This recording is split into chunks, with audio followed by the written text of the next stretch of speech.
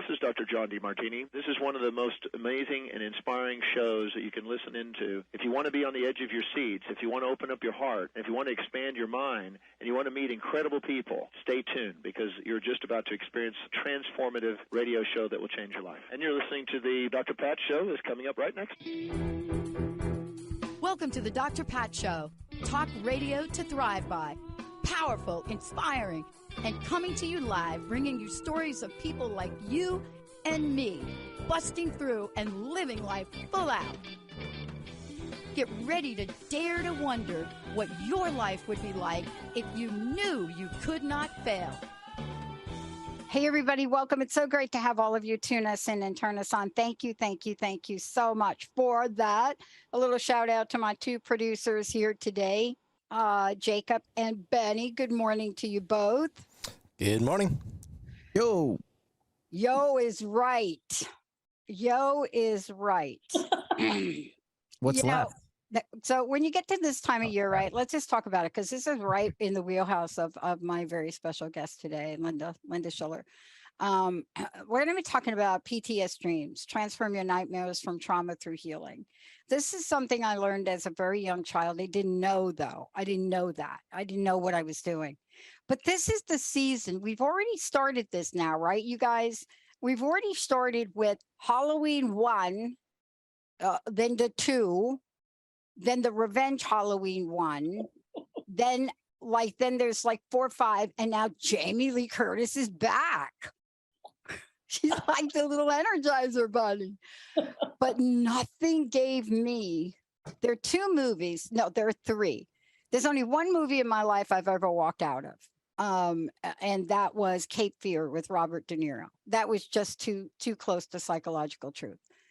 But the others, I grew up on comic books. I grew up on horror films. I mean, I did. That was my way out. I mean, I was a kid from the Bronx, and, you know, anything that would get me out of the streets, except when I was in the streets having fun. But then I got out because I was having too much fun. But I went to the movies, and I didn't care. And, you know, horror movies, I love them all. I saw them all. I still do.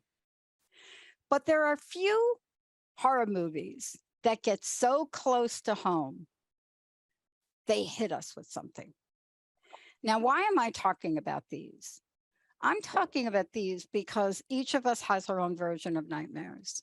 And if you talk to people right now, you're going to understand why Linda's work is so important. People have not gotten over the past 3 years.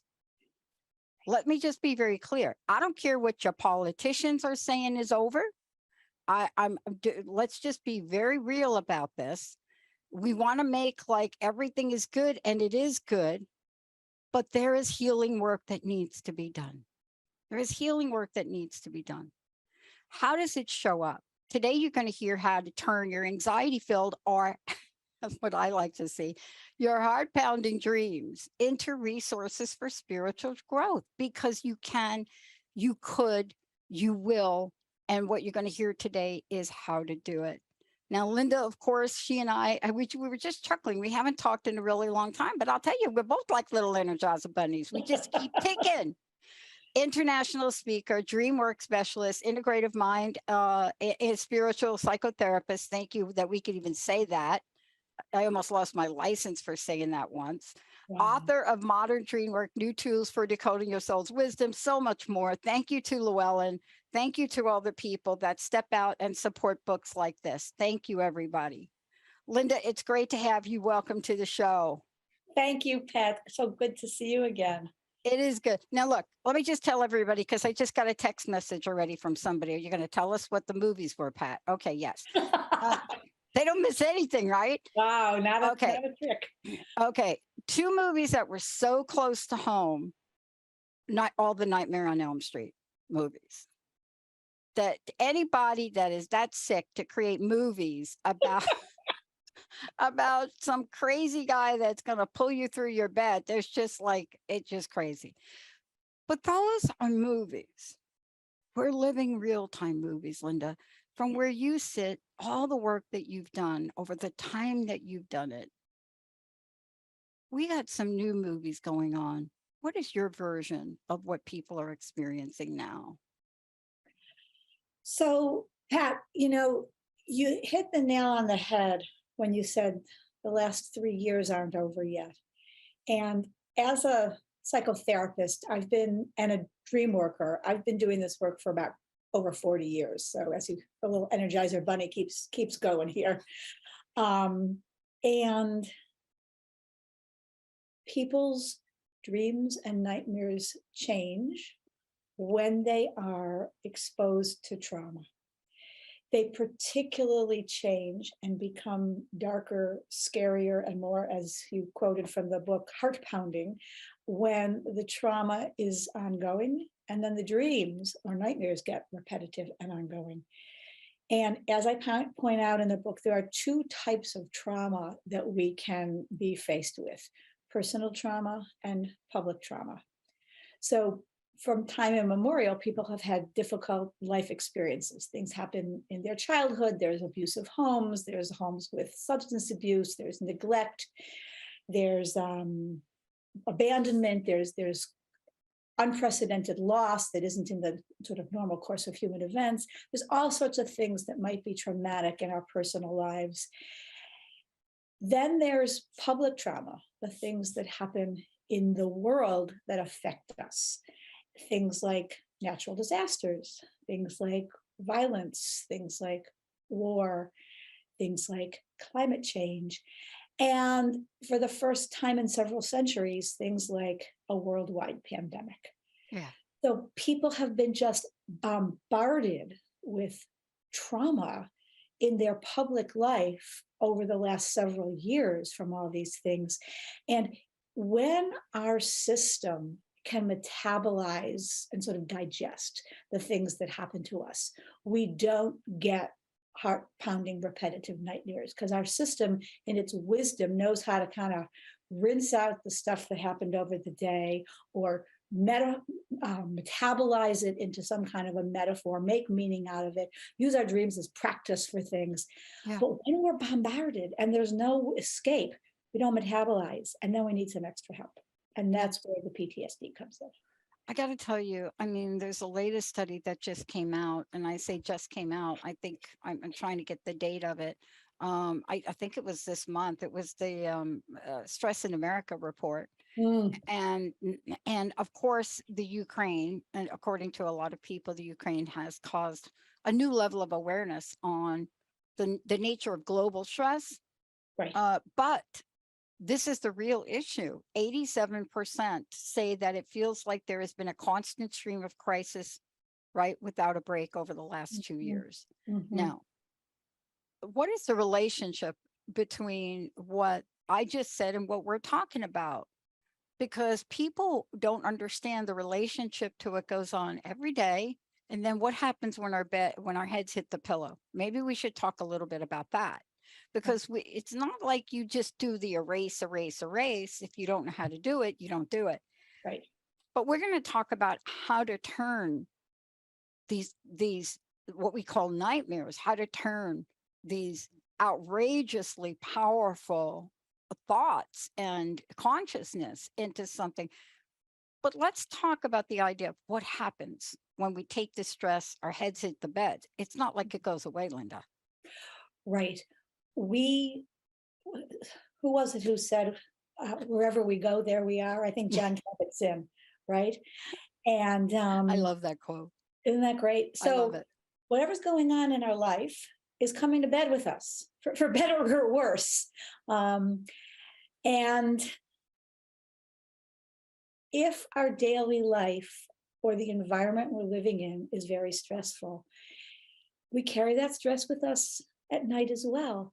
So when we get to that part of the show, we'll talk about what you can do to create a boundary and a separation between what's happening in your daily life and what happens when you go to sleep. And then we'll also talk about what do you do with the dreams when they come through as nightmares and then you wake up, and how do you work with them.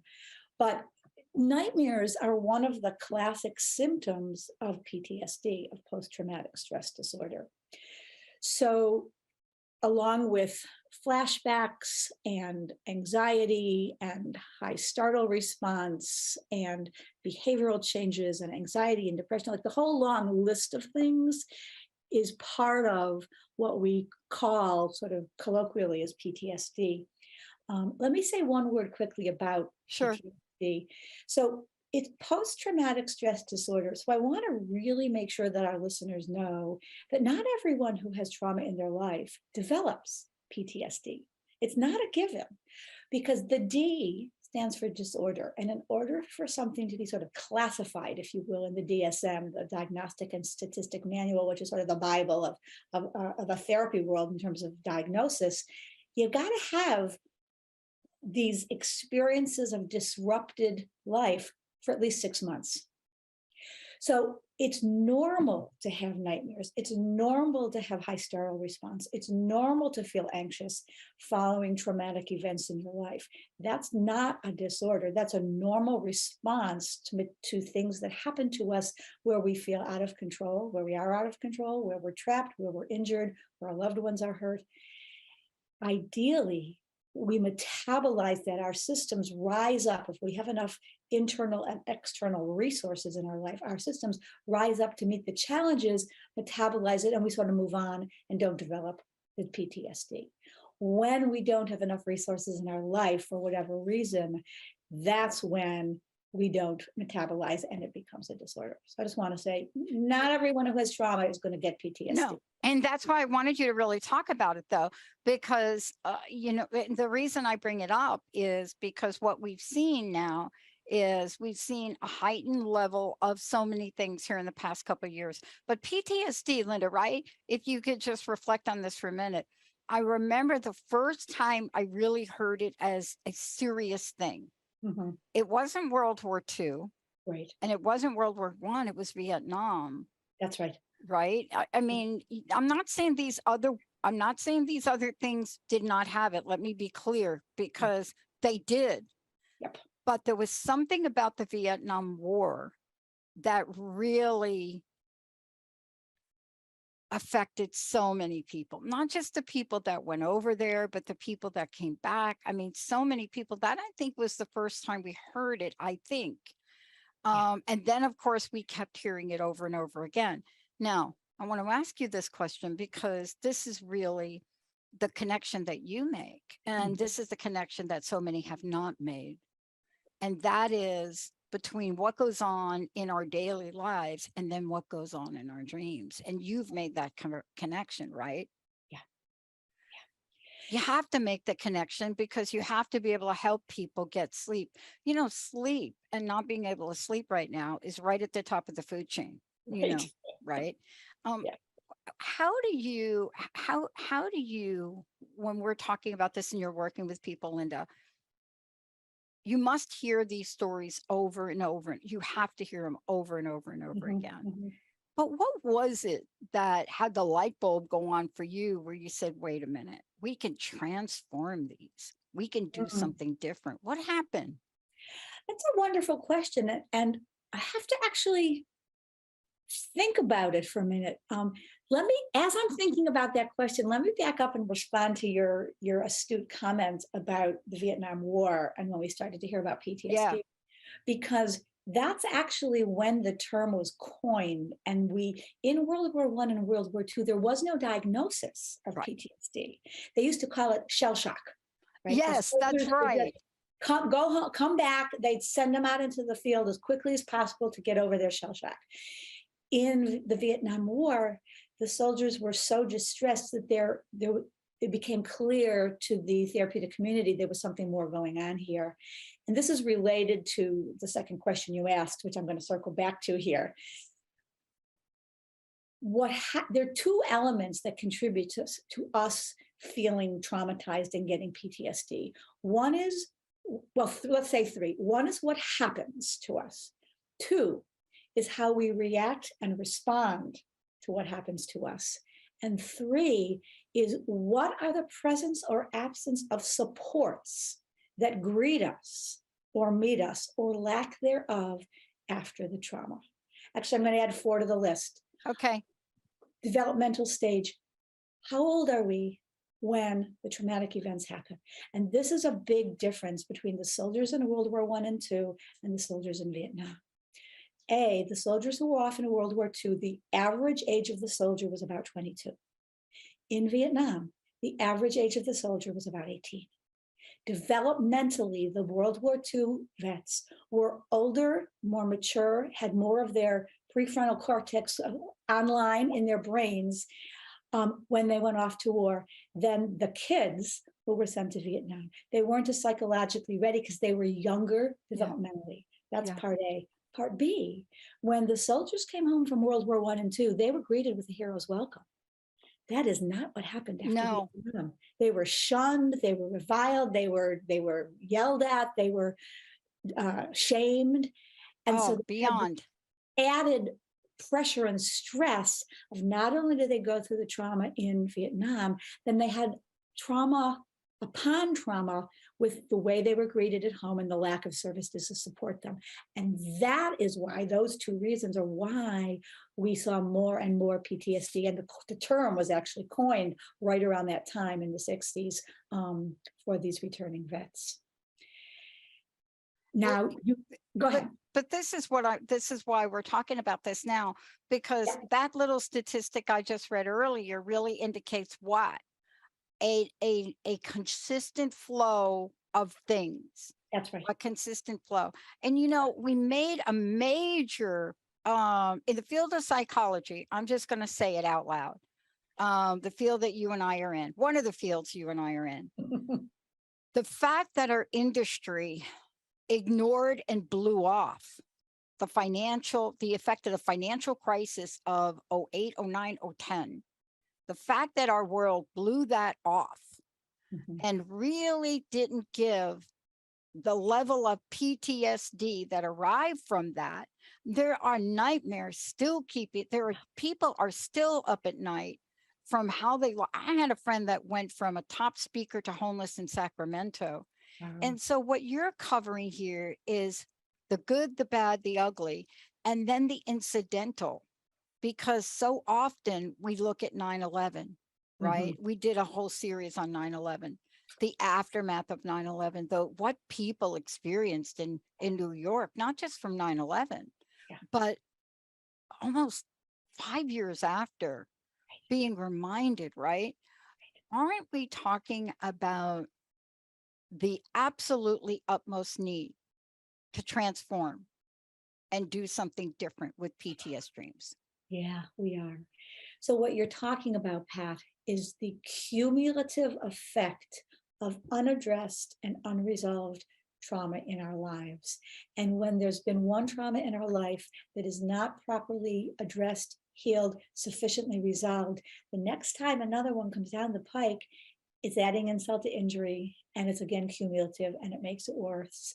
And then there are triggers. If we haven't resolved, if we haven't, pun intended, sort of put to bed our traumatic response in a way that allows us to transform and heal, then our life is full of these little triggers that remind us of the traumatic events. And then we're overreacting to little things because they remind us of the big things. So that also is part of why people have nightmares. They're chronically triggered by small or large events that happen in their daily life. And then it shows up at night when we sleep and our conscious waking mind is kind of put to bed for the night. It allows room for the rest of our brain, the other 80% of our brain that isn't our conscious mind and our unconscious self, to rise up without the censor, right, that keeps it down in the day. And when this rises up, the things we haven't looked at, that we didn't want to look at, that we were afraid to look at, that we didn't have support to look at, they've got free reign. Yeah. I love that we're talking about this, because when we come back from break, we're going to talk about what the solution is. But there's a new trauma, and I know you're plugged into it, and I want to talk about it. I would be remiss if I didn't talk about it. And you mentioned the word desensitized. I want to ask you about this. Look, what does desensitized mean to a lot of us? Okay, here's what it means. What it means is, since Anne Rice wrote her first vampire book, I love Anne. I wish she was still here. Since she wrote her first, whatever Anne wrote, the entire Interview with the Vampire, the whole deal. Since that point in time, We have been so desensitized to it, a horror that went generations, the whole idea of vampires. We've been so desensitized to it that the next version of vampire movies had to come from a romance. So it's not a surprise now why people are some people are feeling the latest interview with the vampire television thing and some people are not. But here's what I'm trying to say. We've moved into a new era now. Now, what is the new era, Linda? It's the new era where Mary unfriends me on my phone or whatever the language is. I apologize in advance for this. But Mary all of a sudden is unfriending me, now slandering me. I cannot put down my phone. I go to bed with my phone by my head at night. Linda, this is the new war zone. Absolutely. I'm with you. Right. And if you don't think that that keeps people up at night, it does. And, you know, one of the greatest things we haven't talked about is familiar incidences, the family. So put the wars, put the things we know, put them on the sidebar for a moment. That's right. There are things in our history, in our ancestry, in our living, in our lives. You know, we're just now finding out what some childhoods are like. How do all of these different type things now affect the dreams? So what you're talking about, the two things you mentioned with the phones and Mary unfriending you and the phones by your bed every night or your head, this has become inescapable for a whole generation of young people and some older adults as well. Used to be that when a kid was bullied at school, they came home and there was a safe haven. There's no safe haven now because the bully follows them on social media and follows them literally into their bedroom at night. So we need to teach our kids how to turn off the social media, how to react and respond to places where it's following them around and get a break, to be able to soothe, to heal. In order to heal, we have to have some times in our life when we're not in the middle of a traumatic event or a blocking of our friendships or an abandonment or somebody being mean to us. And that means taking some action steps to do something different. Yeah. And I think when we come back, we have to really drive this point home, Linda, because, you know, transform your nightmares from trauma through healing dream work. And that's what we're going to talk about when we come back. But how often have you watched parents or relatives just say to their 30-something-year-old daughter, just put your phone down, just put your phone away, you know, as if it's like, okay, tie your shoes. It is not really. We have right now a new version of PTSD nightmares. It's an addiction. It's an addiction and it's an emotional one. That's right. That right there, that will turn your good night's sleep into the most horrific versions of your life called a nightmare. Linda, how do we find out about you? How do we get a copy of the book? And when we come back, we're going to talk about how to break up the round and round we go thing. Great. So to get a copy of the book and read about it, there's a website for the book. And the website is simply www.PTSDreams.com. And it'll tell you more about the book, a little bit more about me, links to various places you can get it, including the publisher Llewellyn, of course, Amazon, indie bookstore called Bookshop. And then I have a website, a personal website, that's Linda Yael Schiller. That's LindaYaelSchiller.com. So that's where you can read about me. I love it. And, you know, there's lots of information there. This is not Linda's first book, by the way, and this is a body of work she's committed to. The other thing is, ask yourself this question: is there a role that spirituality plays in all of this? What is that role? How do you use it? And when we come back, we're going to hear about beautiful techniques that Linda has developed. She uses that work. You can change this now. Benny, Jacob, let's take a short break. We'll be right back.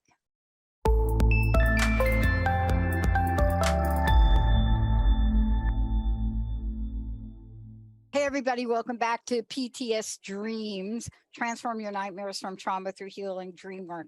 That is Linda Schiller's latest book. If you know anything about Linda's work, you know that this is an area of work that she is an expert in.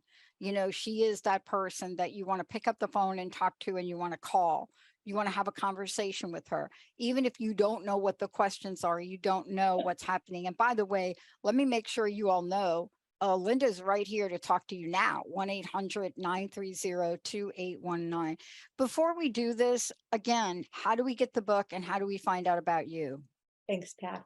The book PTSDreams has its own website, so you can go to www.ptsdreams.com, learn a little bit more about the book and links for how to buy it, including from the publisher and other online options. And then if you want to learn a little bit more about me and my practice, and I also offer workshops and help people set up dream circles, Linda Yael Schiller, LindaYael.com is my personal website. And you can connect with me through that. Awesome. Thank you. Look, a lot to talk about, but before we went to break, what we were talking about, or at least we were talking about during the break, was the fact that while we're talking about a new level of anxiety, a new level of, worry, like that study, 87%, there's just been no relief from crisis after crisis after crisis. We've been talking about that. It's very different because we don't have the tangibility. And I want to talk about that, especially with familia. I want to talk about that as it relates to our family, as it relates to things that have happened in our family. Because a lot of times these are not, I use the word tangible, Linda, because it's not like you could look at the devastation of the war, or even what happened in Florida. I mean, I looked at what happened in Florida, and I'm telling you, I saw my mom go through Andrew and lose everything. So when I watched that, a little bit of that was hitting me, and my mom's not in Florida, right? But you could see how just watching some of that was reminiscent of something that happened in my family. Now, couple that with serious family things, physical abuse, emotional abuse, right? So talk about the family PTS dreams. So as I said before, there's public trauma and private trauma. And one of the things that differentiates them is in public trauma, there's really no question about, did this happen? We get seen, we get recognized. The people in Florida say, oh my God, you've been through this horrific hurricane, let's give you support. And the world kind of says, yeah, this is horrible and this happens. So it's acknowledged. In private trauma that happens in the privacy of people's homes, in institutional settings, in schools, in religious organizations, it happens behind closed doors. And there's no overt, usually there's no overt signs physically to see what goes on. So there's an added layer of secrecy and an added layer of shame because it's a secret that makes recovery and healing even more tricky, if you will.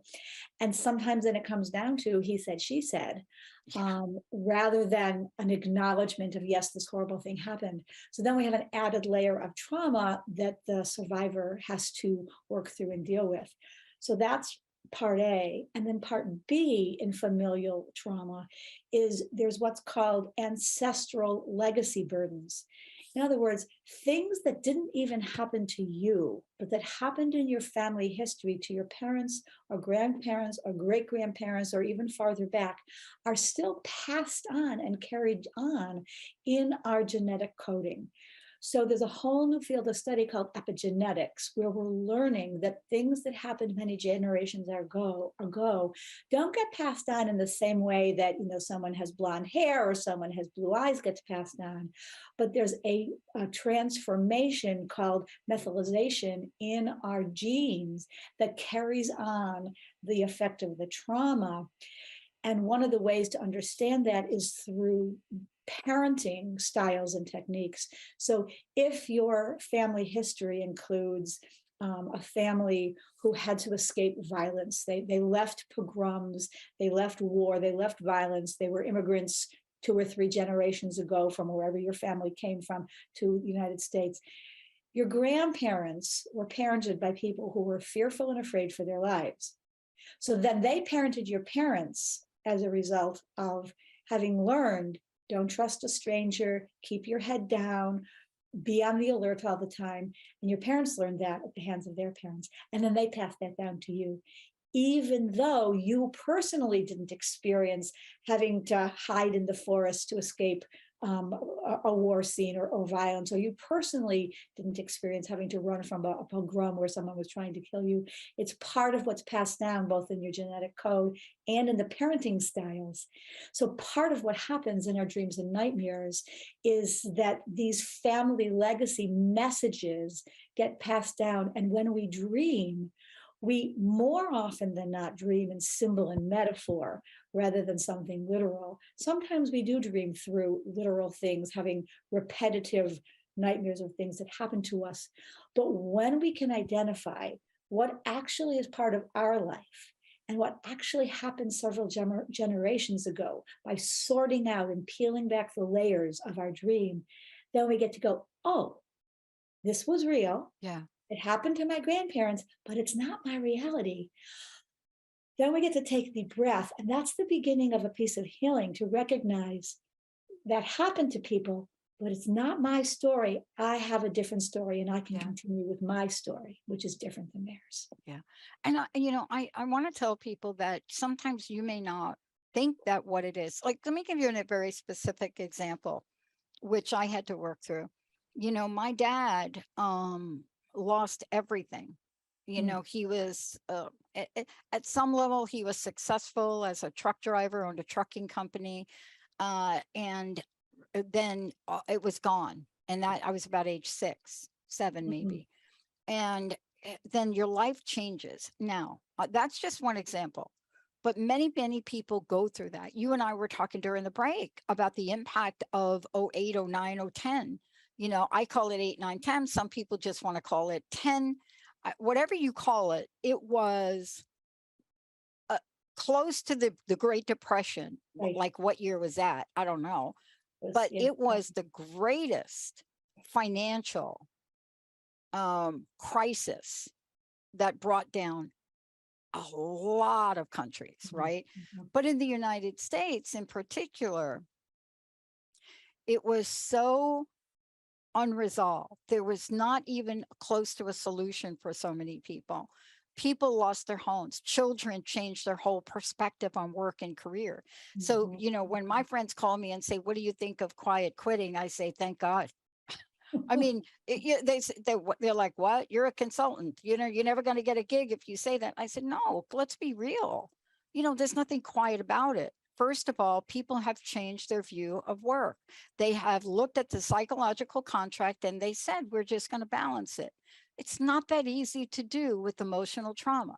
It's not that easy to do. We don't have we feel we don't have, Linda, control. Isn't that what a lot of the issues are around nightmares, right? Right. And that's where the leaning in toward healing comes in. Because in our nightmares, we feel that we have no control. So, and in our lives, there's certain developmental stages where it's true, just by virtue of being a little person, of being a kid, of being a teenager, the big people have all the control. So there's a normative time, for kids when they have nightmares. It doesn't mean they have necessarily trauma going on. It means in their life, they feel out of control because they are, but they're going to outgrow that. So that's not necessarily trauma. It's different when there are traumatic events that you can't escape. You are trapped. You can't get away from. You truly are out of control. And it's not about, growing into a different life stage. So part of the healing is figuring out ways to intervene. And in the book, I sort of divided into before, during, and after your dream. What can you do to get some protection, to get some healing, to be accompanied so that you're no longer alone? This is one of the key things with trauma, is that we feel so alone and unsupported in traumatic events. And in our nightmares, we are subject to all kinds of demons and monsters and chases and falling and all the scary things that happen in our dreams. If we can learn how to bring in resources so that we have help and somebody with us, that already takes away some of the fear and terror not to have to face it alone. Let's talk about how to do that too, because, as a kid, I learned something very interesting. very young age, 7, 8 years old. I told you, a lot of comic books, a lot of sci-fi, anything to take me out of my reality as a young kid. And what I would do at night is I could not sleep. I would have nightmares that were just stunning. I had a recurring nightmare about I stepped into a yellow jacket nest when I must have been about 4 years old. So I had this reoccurring bee dream. But I took all of these these fictional characters, everybody from the Draculas to the Frankensteins, the whole realm of them, all of them. Godzilla was a thing then. And I made them my allies in my dreams. I would prepare my dream before I went to bed. That's what I would do. I would say, this is what we're going to dream about. Now, I don't even know what that's called. All I know is it worked for me. And by the way, it still works for me as an adult. But there are ways and tools for people to literally heal. See, the idea, I think, is it's great to have an army of people that protect you while you're sleeping. Wouldn't it be great to not have to protect yourself while you're sleeping? That's got to be the end game, Linda, right? So let me say a couple things in response to what you said. So you just put the pieces together because you had mentioned before that you loved comic books and scary movies and things like that. And you read a lot of superhero comic books. You also mentioned before that there was a period of time in your life where your family fortunes, if you will, changed. Your dad lost a job and you had to kind of recalibrate what your life was like. And I'm pretty sure, I'm going out on a really sturdy limb here, that it wasn't a coincidence that you were reading about superheroes to keep you safe at a time in your life when your family was kind of facing sort of precarious financial. And my mom passed away when I was 6. I mean, it was like the perfect storm. And, you know, back then I did have they always sent me to Dr. Jacoby. He was not very helpful, but we had a Dr. Jacoby, you know, that would like to give you medication. But in my case, I don't know why apparently Jacoby didn't have anything for me, for my parents, for me. But you're right. Everything you just described is perfectly on point. Not to mention my dad then remarries, right? And here we go. But people go through this now on a regular basis. So let me back up for a minute and connect your story, because people know you. So let's connect your story with the method, with the GAIA method. Yes. You very brilliantly, in your 6-year-old and 7-year-old wisdom, did the GAIA method yourself. You brought in superhero allies, right, into your dreams at night. And you did a process without knowing what it was called dream incubation. Dream incubation means before you go to sleep at night, you spend some time thinking about and writing in your journal. You might not have written in your journal as a kid, but as an adult, you write about the issue or the dilemma that you're struggling with and dealing with. And then you ask for a healing dream to help you cope with that issue or dilemma. If you're dealing with very scary things, you also invoke the GAIA method, and I will explain what that is in a minute. But you somehow spontaneously knew that there was way too much going on in your life than you could personally cope with. So before you went to sleep at night, you actually did that. You invited all your superhero friends in and said, come on with me into my dreams. And you empowered yourself in your sleep by inviting in the superheroes, doing your own 6-year-old form of dream incubation. So bravo on that brilliant strategy that you discovered that to help you through what I imagine was a pretty difficult time. Well, so listen to the question that just came in on my little text message. So Dr. Pat, Linda, so what was your, everybody abbreviate, so bear with me a minute. Sure. So what was your favorite or fiercest, what was your fiercest movie character? Which one did you love the most? Did you call, okay, here it is. That's easy. I love them all, but there was one that I related to as a young kid. Now they didn't do this with the upgraded version of Godzilla, Mothra, but Mothra the Moth. So back in the day, they had these 2 twin, beautiful Asian that would sing and bring this beautiful moth in. And And it's so weird that that question came up, because I was, yes, very disappointed in what happened in the latest movies.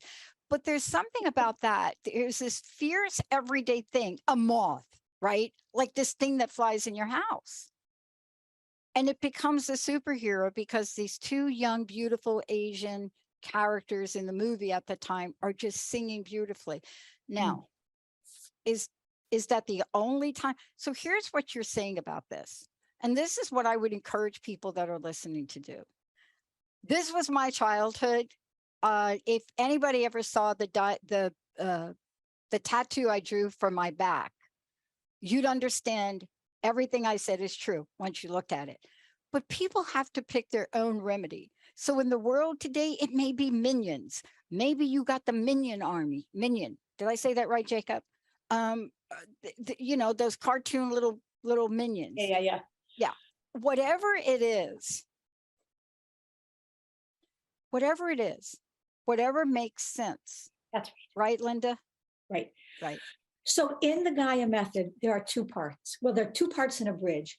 So before we work directly with the scary monsters in our dreams, we need to get some protection and safety and accompaniment before diving in, because the last thing we want to do is re-traumatize ourselves or the people that we're working with, if you're a professional. So with your regular, ordinary dreams, or your mildly upsetting dreams that aren't super bad nightmares, just go ahead and do whatever dream work you ordinarily would do. But if you're dealing with very, very scary dreams, if you're dealing with dreams from trauma, think about following this method.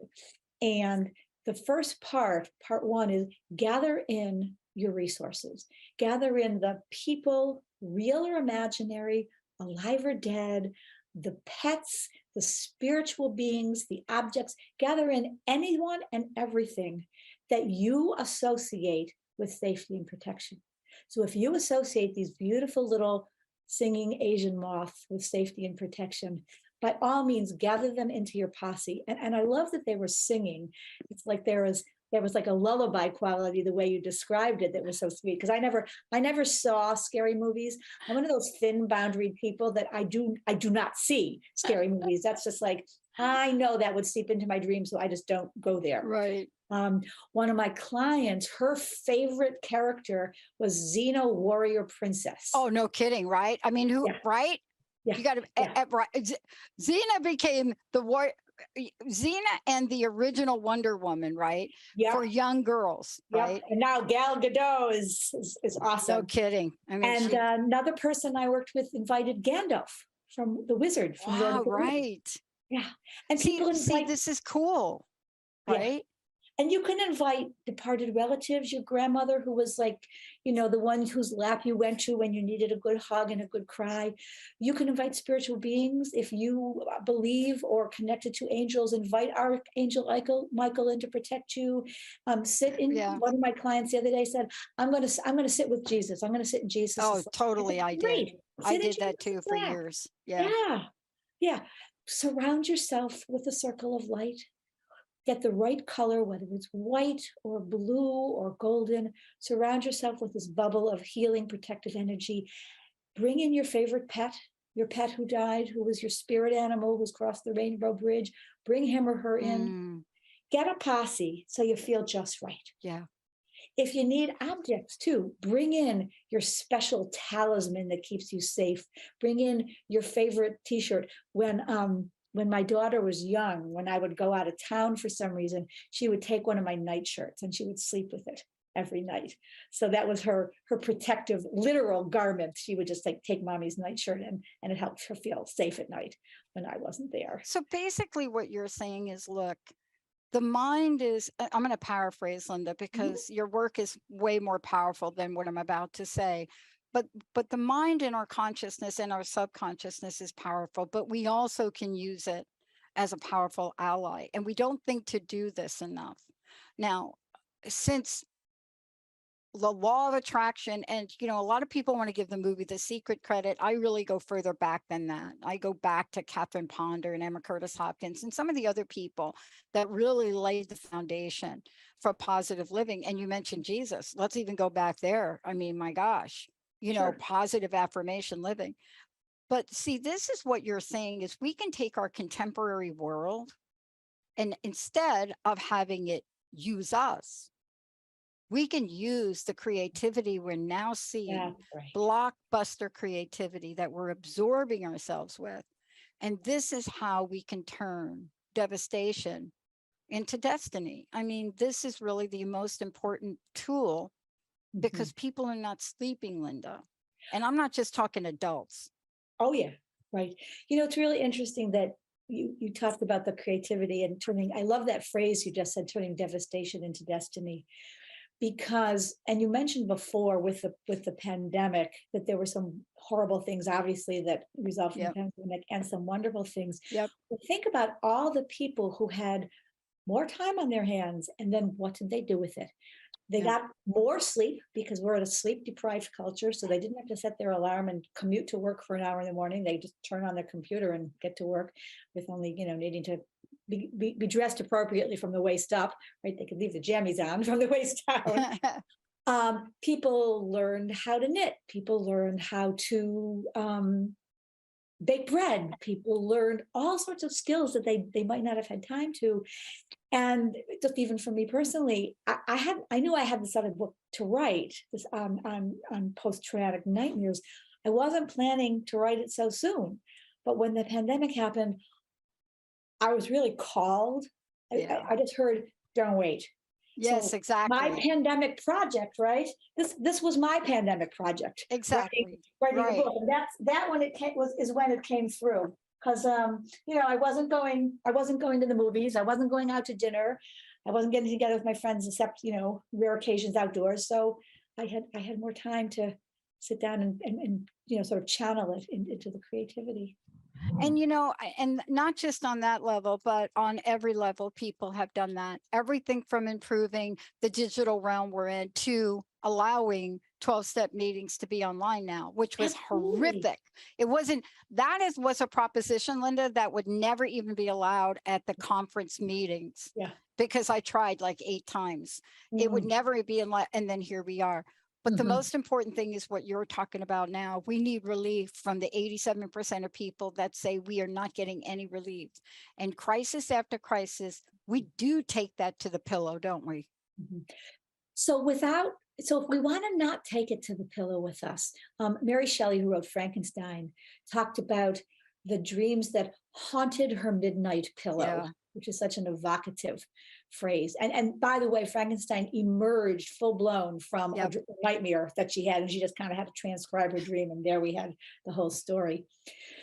So we want to create, as best as we can, some barriers and separation, healthy boundaries between ourselves and the slings and arrows of daily life.